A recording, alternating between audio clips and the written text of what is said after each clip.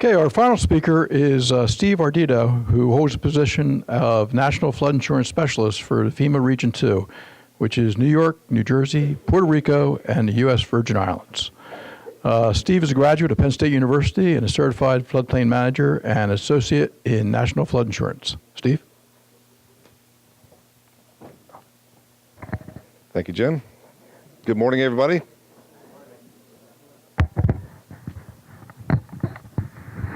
There we go. Everybody still hear me? Oh, well. It's like wrestling with a snake. First, I'd like to also introduce Ken Spedding. He's with me here today.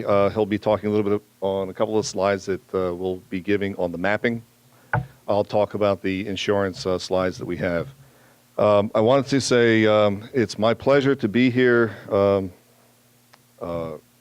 a forum participating with the likes of Congressman LoBiondo, Commissioner Kobylowski, and also Freeholder Thornton, and the others that are on the dais with me. There's a lot of good information here, and it's also good to see all of you participating in this forum because as stakeholders, you have a vested interest in what's going on. You work, you live, in an area that is flood prone. And certainly what we're discussing today impacts every single one of you in your livelihood or your actual living. So I appreciate you guys coming out. It's always our goal when we have presentations and we have a chance to speak that we're able to give you some information that you did not have coming into this. And at the end of the day, we're always looking to have the stakeholders have more information or the information that they need to make good informed decisions. I think at least what I'm taking from what I've heard so far today, there is the good and the bad with what's happening. Certainly there's the reality of what has happened. And as we recover from Superstorm Sandy in the face of new mapping, which by the way was ongoing prior to the event, and with the implementation of Biggert-Waters 12, which again was enacted as a law prior to Superstorm Sandy, we have challenges. The recovery, here we are, a year and a half later, from the event, still ongoing, still a lot of uncertainty, and this is going to be a long recovery. So things will be changing. The mapping will be coming out. The appeals from communities, I'm sure, are set to be sent to FEMA for consideration of map changes, and we encourage the appeals. We're not sitting that high up there where we say that we're right and try to prove us wrong. We want to work with you guys. You're all stakeholders. Down to the insurance. The insurance will be changing. I appreciate the little bit of information that was given this morning from Congressman LoBiondo. The Senate bill that did pass is certainly addressing some of the concerns that we have. I don't know anything about the House version, and I'm really anticipating to hear what will be coming with that. Gotcha. You buy the donuts. Anyways, what I will say is that what we will be presenting today is what we know that is true today. The mapping information we'll give you today is what's known. The insurance information that I'll be giving you today is what's known. And again, if changes do occur, we will make that known at future seminars, and certainly keeping in touch with the media, through newspaper, television, whatnot. You should be brought up to date on any changes made. And to that end, I must say, I am also very impressed on how knowledgeable everybody is becoming. Because I will tell you, 10 years ago, if I had a presentation to a group, sponsored by the Chamber of Commerce, if I had a tenth of what's here today, that would be a very big audience. So I appreciate everyone's willingness to come out and learn. Having said that, we have a lot to go over, a little bit of time, so I'm going to make myself available, so will Ken, at the end of the presentation or at the end of the session today. Any questions you guys have, come see us. I put some handouts out on the chamber table, which I'll refer to in the slides. I don't think I printed up enough for everybody. And if I don't, I'm going to be leaving the master copy with the chamber. And they said that they'd be gracious enough to put it up on the website. So anything I refer to today, you can certainly get that information. Okay, quickly we'll go over the risk map program overview, give you a connection between what risk mapping is and the firm, which is that product that's going to be coming out hopefully here in Cape May County sometime late April or May. The changes in the NFIP, which were spearheaded by the Biggert-Waters 12 law, how the insured are affected by these changes, and then I'm going to give you a bottom line. You know, these are things that, you know, again, it's a reality. They're here, and how do we deal with them? Having said that, I'm going to ask Ken to come up, go through a few slides, and then I'll come back up and I'll finish up with the insurance. Great, thanks, Steve. Again, as Steve had mentioned, my name's Ken Spedding. I do work for FEMA. I'm a reservist. I live in Tuckerton and born in Elmer, New Jersey. Tuckerton was hit by the storm. I'm well aware of the devastation that's taken place throughout our state. And hopefully we can learn from the past mistakes and make our state much more resilient to future storms when they do hit. 'Cause it's not a matter of they when, but they will. Okay, on the first slide, I'm just going to go through these real quick. Everybody's familiar. When Sandy hit, October 29th, then the ABFE maps came out. Again, they were a first shot at for folks that wanted to rebuild immediately. They were very conservative, as I believe it's Tom had mentioned. And on that note, I've never heard anybody say so many nice things about FEMA as Tom did. So I really do appreciate that. And probably, more changes? Oh, no, and that's part of the process, and we'll get to it, and we do encourage that. Again, you can go to the next slide. We'll get through here. Again, now we do have the preliminary work maps. Again, they're being shared again in advance of the actual preliminary flood insurance study. One thing in working on the side of a floodplain administrator for all of my career, I'll say, or the state of New Jersey, for one, for the most part, was lucky to get the ABFEs, very lucky to get the preliminary work maps, because normally when there's going to be map revisions, new studies out there, you only get the preliminary firms. And you have a window of time there to review those, make your comments back to FEMA, and then the 6-month adoption period.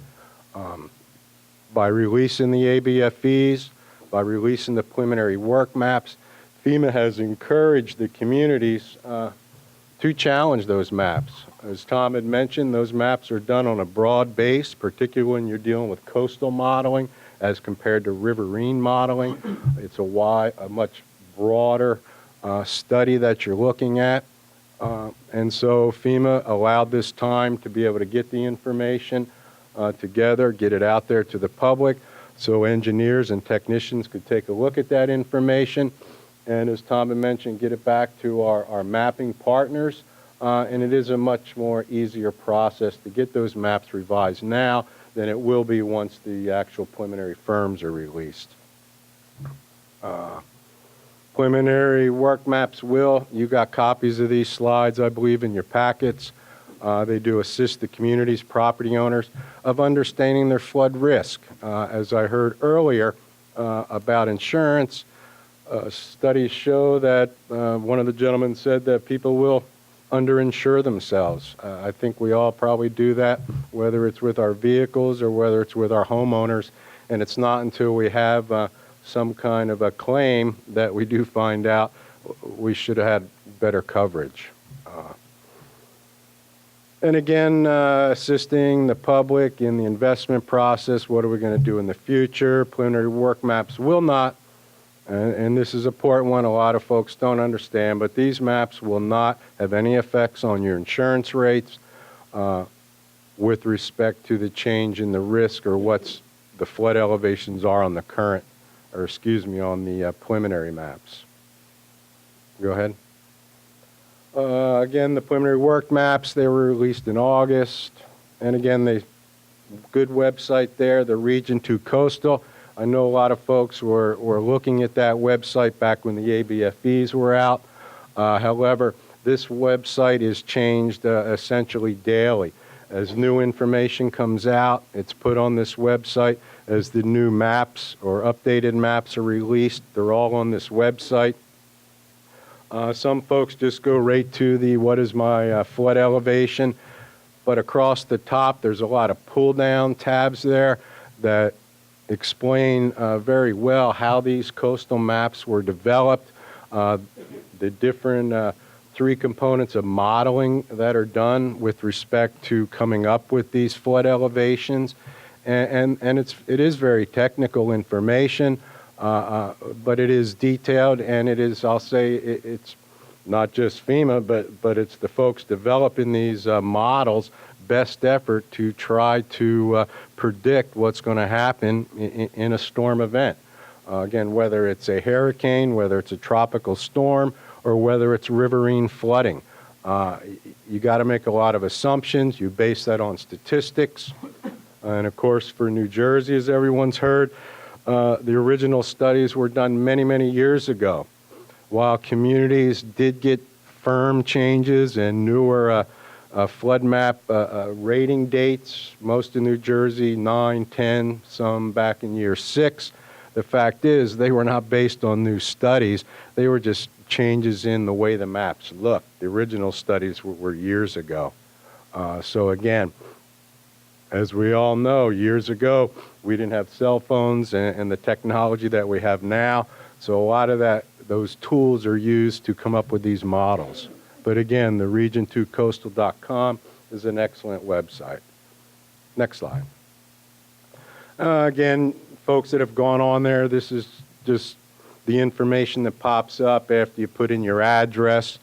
It tells you what the point, in this case, the work map for Cape May County, what the work map base flood elevation is, and also on there down a little further, it tells you what your current effective map is, and that's what your insurance rates are based on. Next slide. Yeah, down at the bottom there. But again, go to the website, punch in your address. The one thing you got to make sure when you do put your address in there, this website is based off, I believe it's Google. So where the little flag comes up, maybe in the middle of the street, it may be in an intersection. So use your mouse and drag it over and put it right on your property, and the information there will change. The data that comes up isn't based on your address, it's based on where that little flag comes up. So make sure you move that to your actual property. Just a look at the preliminary work maps for Cape May County. Again, showing the legend on there, and you can't see the detail in there, but it goes from your A zones to your V zones to your shaded X, which is your 0.2%, or the old 500 year. Next slide. Again, that's what you see on the preliminary work maps. It is a lot more detailed information than the ABFEs, has the cross sections. If you look at that, that's with those little dotted lines going across there. And as you can see, or transects, I guess as they call them now, these transects are far apart. I mean, when you're doing mapping for a whole state of New Jersey or the whole East Coast, you cannot go to the level of detail that you would look at these maps with respect to an individual community. And again, that's why FEMA does encourage communities not just to accept these maps. FEMA produces these maps for your use.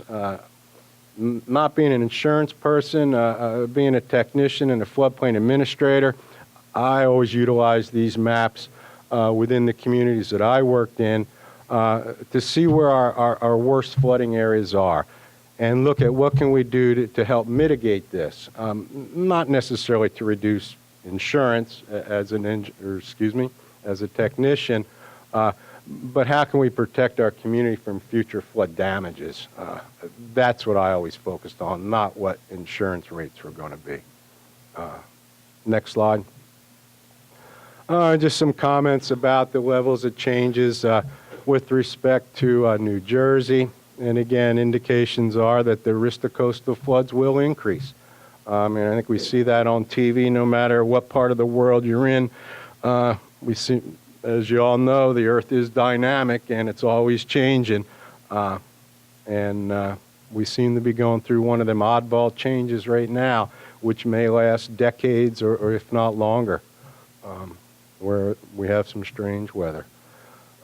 Increases in the overall coastal high hazard zones or V zones from the current effective maps. Again, that's based on the old maps, did not have the wave modeling. They strictly dealt with still water elevations for the most part.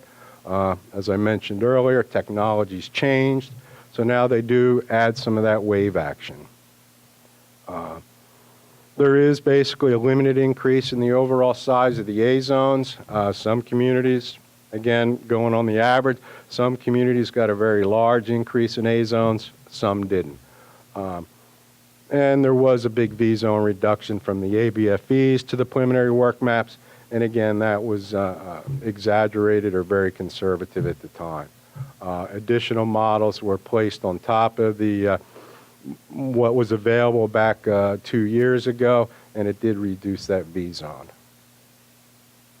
On the timeline here, as Tom had one up there, and we won't report you for not mentioning that timeline was from FEMA. As you'll notice, ours does say FEMA on it. But to update you on this, where we are now is the preliminary work maps. And the latest information that I have, and again, when it comes to everything in life, things are subject to change. But the preliminary work map releases for Cape May County are tentatively scheduled for April.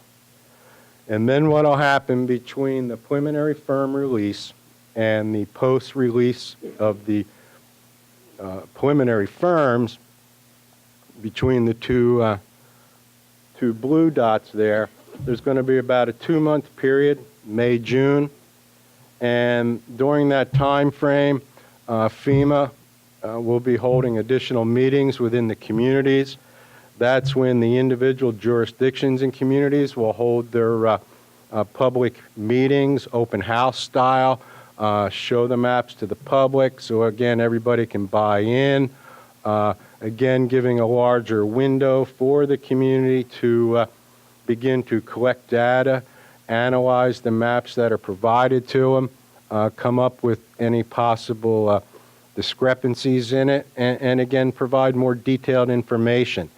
And again, these maps are better. If Tom's been in the business in the old days, the flood studies were based on 4-foot contour intervals. So talk about a big difference in elevations. And now it goes down using LIDAR, a remote sensing type mapping, and you get basically a 3D image of the earth, or the ground, I should say.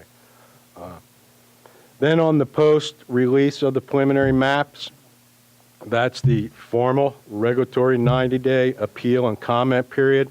That's tentatively then, if this schedule goes right, that would be July, August, September. And it's during that time, again, that the community, the local jurisdiction, collects additional scientific and engineering data that they may have to submit to FEMA. for a formal appeals of the map, very similar to what a lot of the communities are doing right now. However, when this time frame comes, this is the regulatory process. Same people looking at them, but again, we're stuck to that 90 days. It's also when we take comments. Comments are typically items like the street name's wrong, just mapping issues when you first look at them.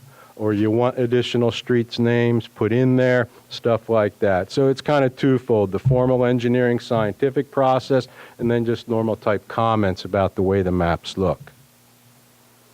And then you'll go into the post appeal. That's part of that review process. With respect to the formal adoption, that's when the town or the local jurisdiction and along with FEMA have come to an agreement, and that's when there's the 6-month time period with respect to the community changing their flood damage prevention ordinance to eliminate the existing effective maps, eliminate the ABFE maps if you adopted that model ordinance from the state, and put the new maps as your effective map. Once that letter of final determination is issued there, they become the effective maps, and that's when the flood insurance rates will be based on these new base flood elevations. If this schedule moves along, you'd be looking at the map rate changes being sometime in May of 2015. Next slide. That's where I leave you, and Steve comes back up and talks about flood insurance. Thank you very much.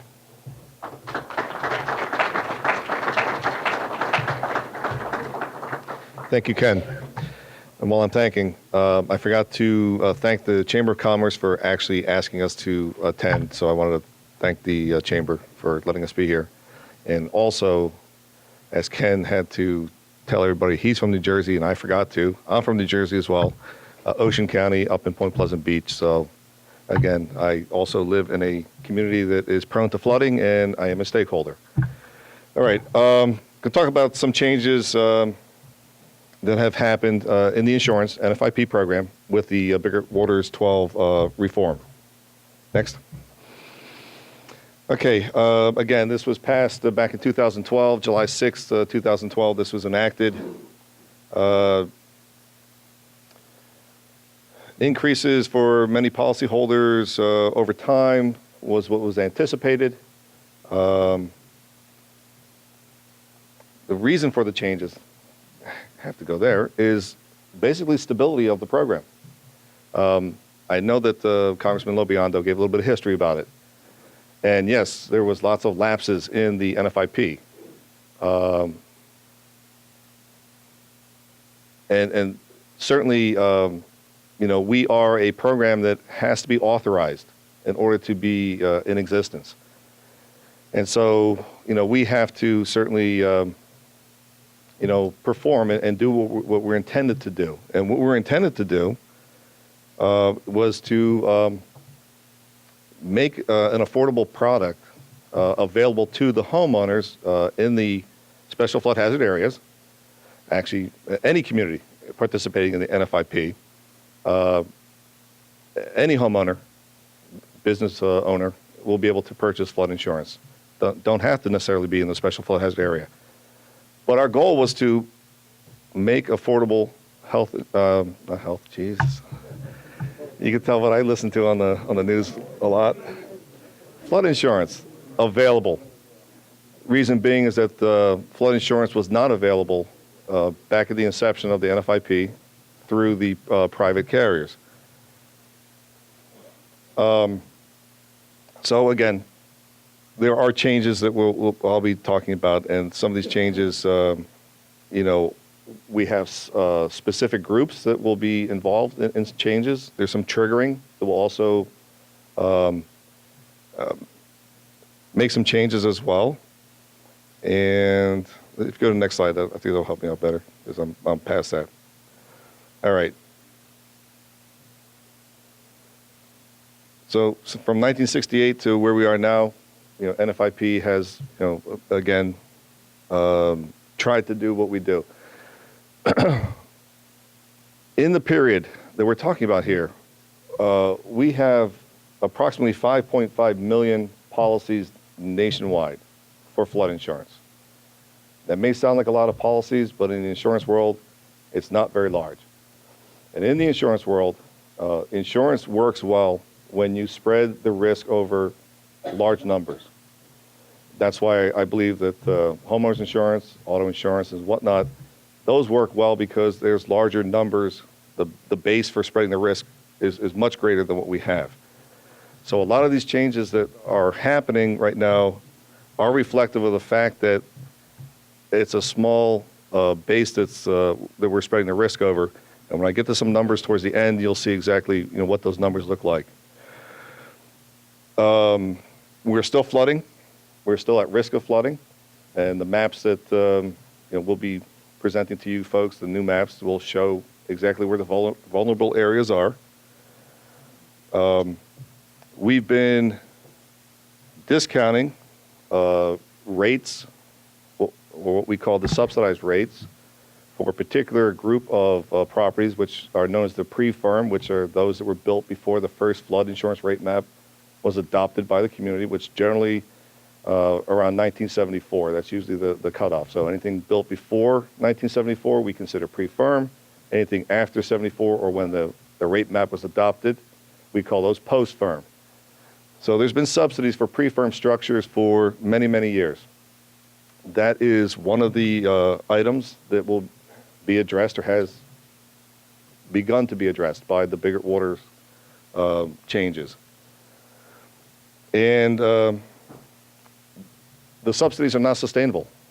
Congressman LoBiondo said we are in arrears, or we're under, by billions of dollars. Right now it's about $24 billion. Our payouts for the flooding events that we have seen and realized in this country since Katrina has just put us at a point or a position that we just cannot sustain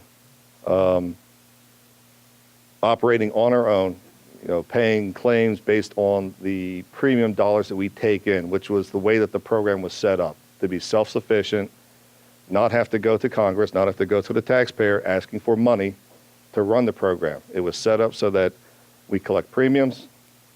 Hopefully we have enough premiums to cover all of the damages that occur, and we just haven't been able to do so. That's really why the changes were made. Next. Okay. This is one of the handouts that I have printed off and I left up at the table, and so I know this print's very small. I don't expect anybody to be able to read it because I can't even from here. If you don't have a copy of it, try to get one after, and if I run out of, like I said, we'll make sure that this is available on the website for the chamber. This is basically going over the changes that we know are in existence right now. As of October 1st of last year, Section 205 of the Biggert-Waters Reform Act, which deals with subsidies, is pretty much in full implementation mode. I'm sure that everyone has heard there's a distinction between subsidized properties that are primary and non-primary. The primary subsidized is still being subsidized at this point. So if that's your primary residence and you have a subsidized policy, you still maintain that. If it's non-primary, it's your secondary home, it's rental income, it's whatever it is, it's non-primary, you will be seeing an increase in your insurance. Businesses, as of October 1st, also will be losing their subsidies. And when I say lose the subsidies, it's generally at your renewal date. So after October 1st of last year, if your renewal is coming up next month in March, this is where you'll see your first increase if you are to be phased in. We're doing loss of subsidy in two different ways.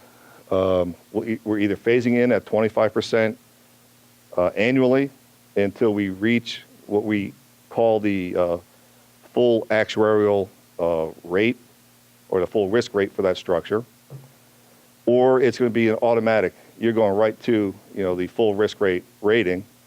If it's by a trigger, and I'll go over the difference between those two in another slide. So we're not only looking at non-primary pre-firm structures with subsidies that are affected by Section 205 currently, or the businesses with subsidies that are losing them, but we're also looking at severe repetitive loss properties. We're looking at policies that were written as new business.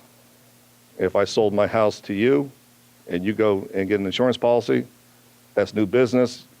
You're going to be rated at full risk at this point.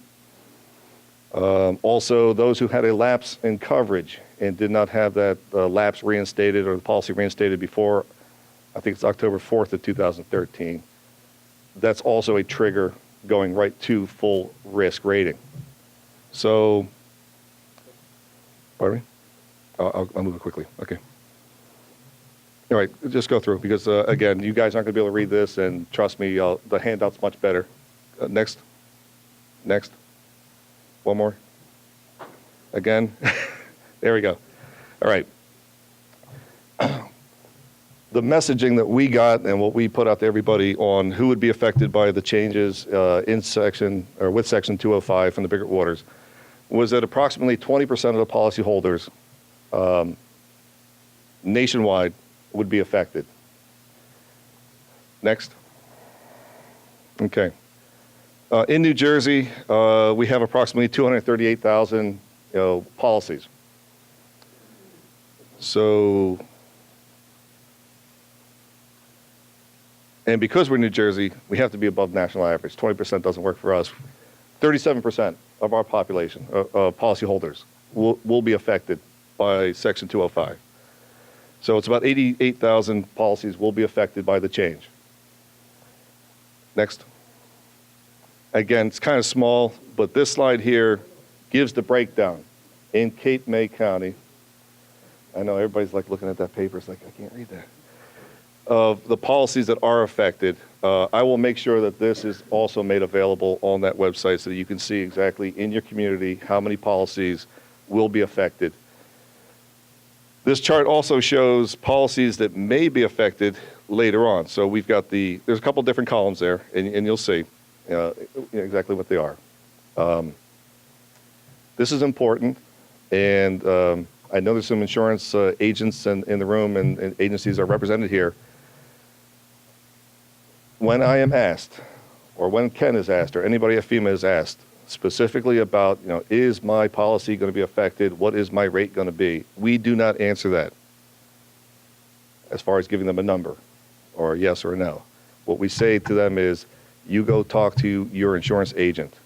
We want you guys to be, the ones that do what you do best, which is to give and work with your insured.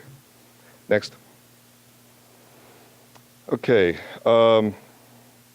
Let's go through a slide. I've already discussed that those changes are in effect now. Okay, so the tie-in between Biggert-Waters, the new mapping, and so on and so forth. And also this brings us right to the legislation that we were referring to, or it was already spoken about as well, meaning the Senate bill and the House bill, which is coming up. Section 207 is another section of the Reform Act. Where 205 dealt with subsidies, Section 207 will deal with grandfathering. And I think it might have been Freeholder Thornton that said this earlier. You have an effective map that's been in place for many, many years. You go to see Sal or Neil or Bruce or somebody else in the communities that you live in to be permitted for construction and to be able to come into compliance. They're going to tell you exactly, what you need to do, what elevation you need to set your first floor at, or your lowest horizontal, structure at, and all that. And you go ahead and you do that in your compliance, and you're rated as such. And then a map changes, which has been happening, in some parts of New Jersey and certainly around the country fairly regularly. We never expected or asked or anticipated that the homeowner would have to now come to compliance to a new map. Instead, we grandfathered you to the map that you were built to. If you were in compliance with the map that you were built to, you did your job. You did exactly what we asked you to do, and you did it well. And your insurance reflected that. So even if another map came out and raised the BFE 2 feet higher than what the current map is, and you might not be in compliance on that map, your rate never changed. You were always grandfathered to that map. This section is the one that's going to affect the remainder of the policyholders that aren't brought into the changes from Section 205. And this is the one for a map change will now take away the grandfathering. So now, if you built your house in compliance and at no fault of your own, after 2 or 3 map changes, now you're not in compliance, you're now going to be rated based on the new risk, and it will probably be a higher premium than what you're used to paying. That's what has everybody in a tizzy, and that's what is being sponsored by Senator Menendez with his Senate version and what Congressman LoBiondo talked about today. We're trying to get a study, not we, I'll take it back, I'm FEMA. We don't do the study, or at least my section doesn't.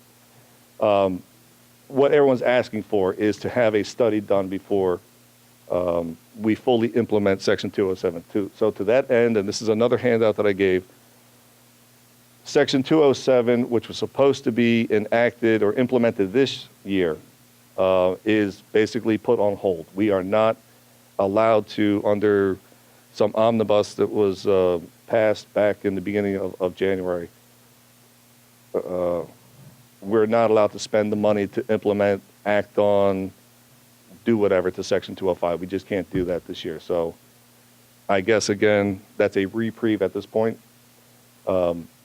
Certainly, what happens with any change in the law with these different bills will have to play out, what's going to happen in the future. Next. All right. Some of the other speakers, I got to wrap this up because, again, there's others that need to come up and talk after me. Some of the other speakers before me have already talked about, things that could be done to lower cost and whatnot. And just the 2, main bullet points, homeowners and business owners and community leaders, again, brings it right back to what is a stakeholder, what's the vested interest that you have in it, and what types of changes, can you help make for the greater good. And so, again, there's different things that could be done no matter what level. Next. Okay, bottom line.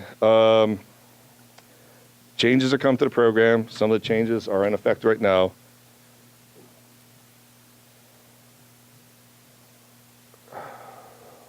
Talk to insurance agents, very important. I always ask people to talk to their agent and get the information they need.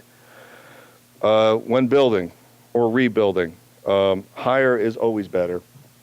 But again, this is within reason. Certainly we have ordinances in communities for land use and whatnot. You're going to have height variances that might be sought or need to be gained, so on and so forth. Again, always talk to your professionals in your communities about those issues. We can help you guys, and a good example is the CRS program, which was also presented a little bit earlier. We have mitigation grant monies that are available. Again, as a community, you should be seeking out as much of these monies as you possibly can. And again, we give technical advice. That's part of what we do. So again, if you have any questions, you need information, seek us out, and we will get you what you need. Next. That's it. Thank you so much.